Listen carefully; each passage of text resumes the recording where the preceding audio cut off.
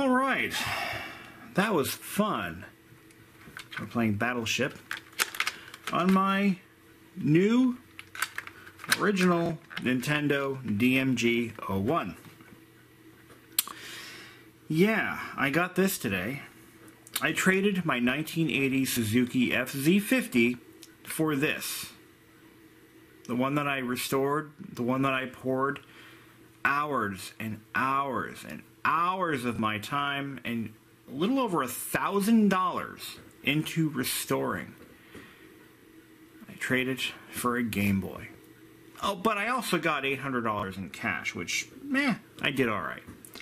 The thing is, when you're selling something on Craigslist, you're pretty much always going to lose money. And I knew I was going to lose money on this thing because, well, you know, I really just restored it for fun.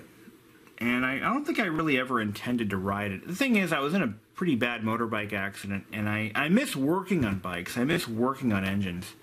That's why I acquired it in the first place. But, you know, I just don't think I can ever bring myself to ride the damn thing. So I said, you know what? It's sitting in my living room, wasting space. It's got to go.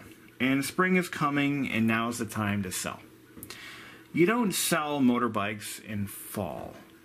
In the fall. You don't sell boats in the winter. You don't sell convertibles in the winter. You don't sell furnaces in the summer. You don't sell... Anyway, so it had to go. It had to go, and it's gone. I originally had asked for $850 because I felt that would be a price that people would be willing to pay. There was no way in hell I was going to get $1,000 for it. So, I got a couple of nibbles on it. I got a few serious offers, and then this gentleman contacted me.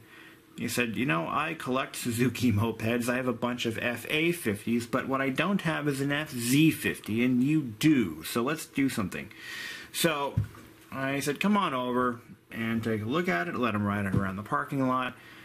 And it ran flawlessly. It started on the first kick. I even filled the tank for him. And so, yeah, there we go. And I had already sent him a link to all the videos that I had made on the restoration, and he saw them, and he liked what he saw.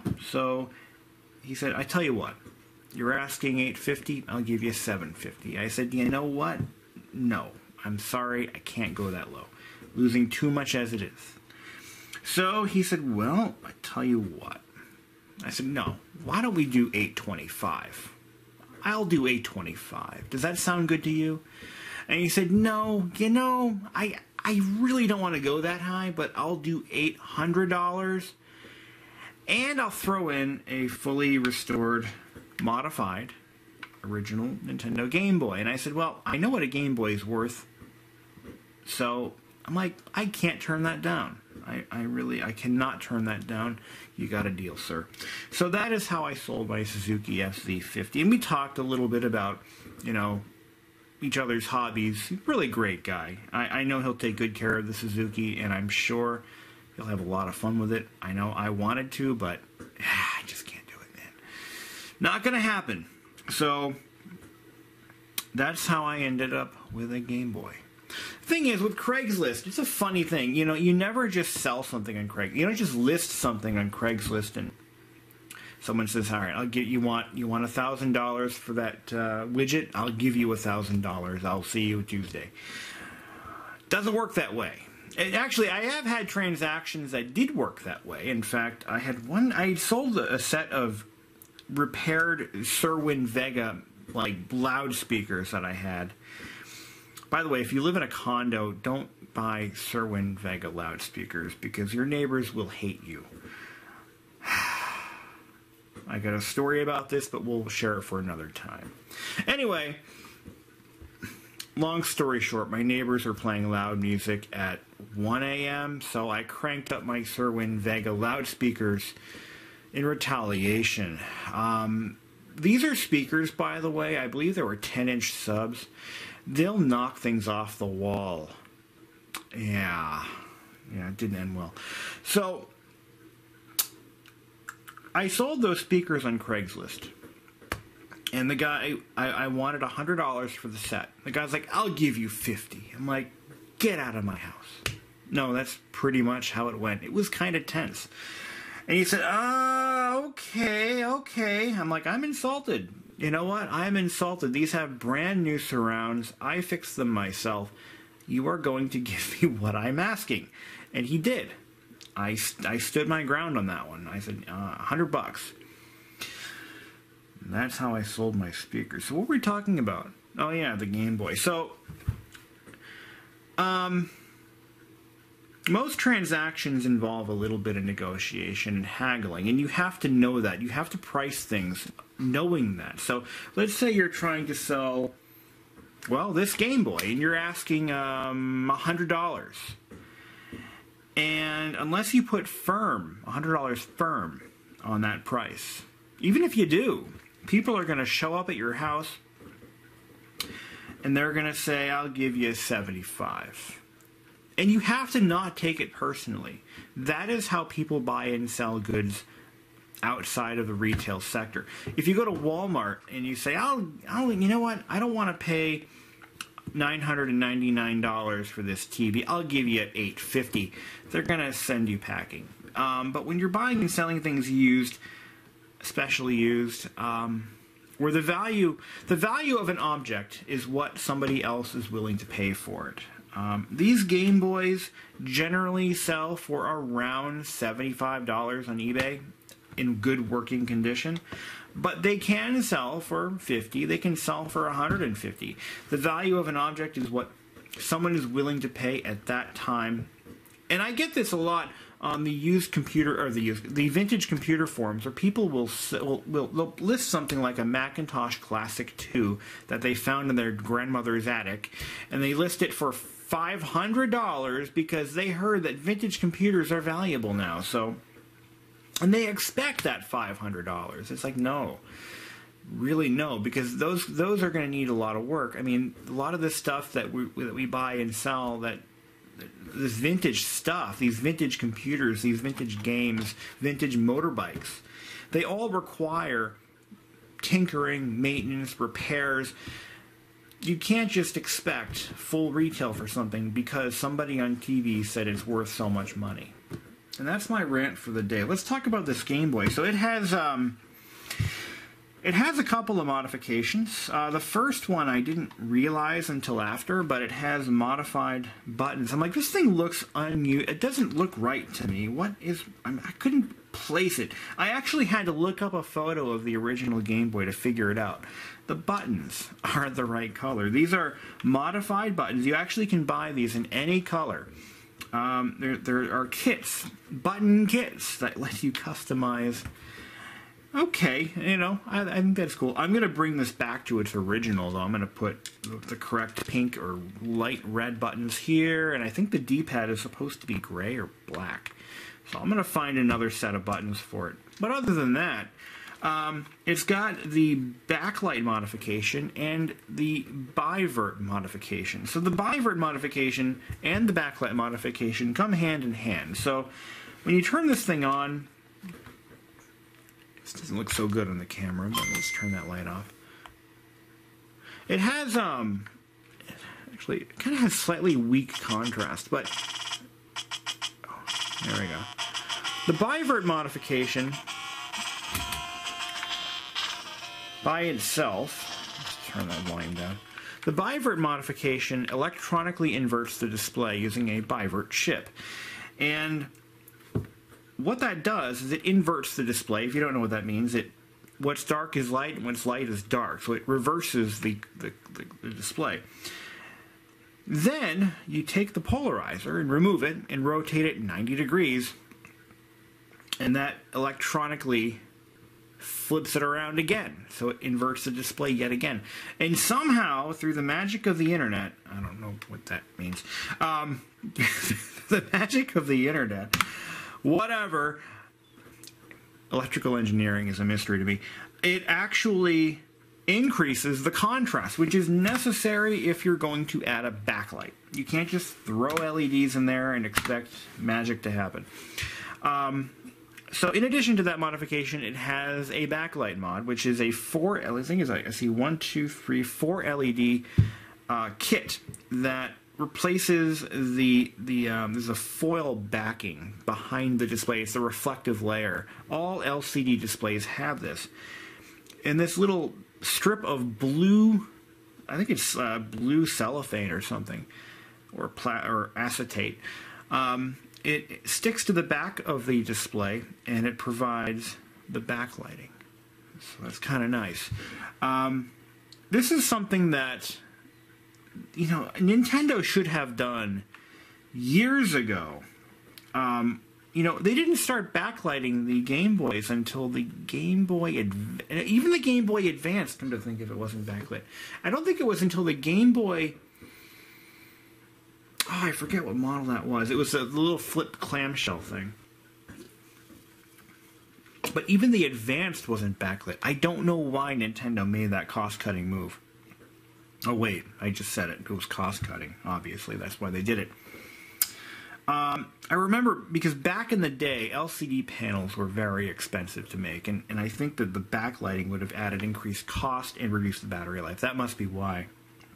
Nevertheless, there are modification kits for nearly every Game Boy ever produced that were not backlit from the factory, and I think even the Game Boy Color can be retrofitted. But certainly the original Game Boy. Anyway, so this one has all those mods done to it by a gentleman who apparently does this as a hobby. He actually, I was talking to him about this. I'm like, what do you do this as a hobby? And he's like, well, I've bought and sold a couple of these things over the years. So what he'll do is he'll buy broken ones with the lines disease problem. I call it lines disease. When there's vertical lines in the LCD, and what he'll do is he'll use what sounds to me like a modified hot bar soldering iron, and he'll resecure the contact strip to the glass LCD panel. And that fixes the lines problem. This one originally had that issue. And what he'll then do is he'll do the backlight mod, he'll do the bivert mod, and he'll sell it for a profit. And that's actually, there are people that do this on a regular basis. I'm not sure how much money they're making from it, but, So he's like, I wanted you to have this anyway because I saw your videos, I saw your channel, and you seem to be interested in this kind of stuff, which... He hit the head on the nail there. I love this kind of stuff. This is a really nice toy. And definitely, the original Game Boy, well, I was born in '84, so these were new. These had come onto the market when I was about 5. So I remember the first time I saw one of these in person, it was when I was about 10 years old. Now, none of my friends had Game Boys. We were poor. We were the poor kids in town, and none of us had these. Our parents had not enough disposable income to lavish us with portable gaming consoles, which kind of makes me sick when I see kids with cell phones as young as 5 years old walking around with these iPhone 10s. Yeah, I've seen it. I'm sure you have too. But yeah, it's like, damn, these kids are just spoiled. They don't even know it. We couldn't even get chunky games that barely fit in our pockets. This is why fanny packs existed, because of this stuff. I think the kid that I knew who had one of these when we were about 10, he had I think he had a fanny pack, which is what he carried it in. Probably neon green. It was '94 after all. Anyway. So, yeah, so I went on a camping trip with this kid once, and we were good friends on and off when we were like in grade school. And my grandparents had a camp in Wells, Maine, and I invited him over. I said, "Hey, come on over, and let's go camping." And he brought his handheld Game Boy. I'm like, "Give me that damn thing." So he let me play with this thing for a little bit, and I was playing. I think it was Home Alone. It had to be Home Alone. That was the one game that I think I remember playing on this Game Boy. And the game sucked, but whatever. It was, to me, it was a cool. It was like this was hot technology in '94. Although those Sega Game Gear kids, they had backlit screens and 16-bit processors. I think they were maybe they were 8-bit. I don't know. Doesn't matter. Yeah, I think the Game Gear was a 16-bit. Anyway, so yeah, I thought this was the coolest thing ever. So the kid that I knew, he also had the camera attachment, which attaches to this external connector here, and I know he had the magnifier with the backlight with the forward-facing light, or the front light, what do they call that thing? And he had the speaker attachment, which clipped to the back of the unit. So what happened was his parents went through a nasty divorce, and his grandparents felt bad for him. So I think they bought him like all kinds of crap. They bought him a Game Boy. They bought him a Super Nintendo. I was like, sorry, your parents split. Let's talk about the technical specs of this game. I'm reading them straight off Wikipedia because seriously, I'm not going to remember any of this. I didn't get my own Game Boy until I was in high school. My mom felt bad that she couldn't afford to buy me one. For some reason, I never really asked for one anyway. So she bought one for me and my sister when KB Toys was having a sale in 1998 or 9. And we each got a Game Boy Pocket. I got the clear one, and my sister got a red one. No, she got a red Game Boy Color, come to think of it. And so yeah, I had the Game Boy Pocket, which I had one game for, and that was Frogger. I love Frogger. Anyway, so tech specs. We've got a Sharp LR35902. It is an 8-bit processor running at 4.19 megahertz. And according to Wikipedia, this processor is similar to an Intel 8080, in that none of the registers introduced in the Z80 are present. 8 kilobytes of SRAM can be expanded up to 32K. Well, that's interesting. 8K of internal video RAM. We have a 256-byte bootstrap on CPU die ROM. Let's see. 2 pulse wave generators, 1 PCM 4-bit wave sample, 64 4-bit samples played in 1x64 banks, or 2x32. 1 noise generator and 1 audio input from the cartridge. This unit only has 1 speaker, but headphones provide stereo sound. I knew that. I think that actually says stereo somewhere on the unit. Anyway. It has a 66mm 2.6-inch diagonal dot matrix monochromatic display without backlight. Not anymore. It is powered by 4 AA batteries for a total of 6 volts. Quick little tidbit. Now, I had a couple of these things over the years, all of them with failing displays, which I didn't really know how to fix at the time. Now I do. But I saved some random stuff from one of them. I saved the battery door because I knew these would get hard to find. And if I ever got another one of these and it was missing the door, I got one. And this door still has the original 800 number sticker on it. This is the door that came with the unit. It doesn't have a sticker. But it's a good door, so I'm going to hang on to it. I also saved a bunch of games. I've got, let's see, these are the ones from my other Game Boy. I got Battleship in here. That's the one I was playing at the start of this video. And I've got Tetris.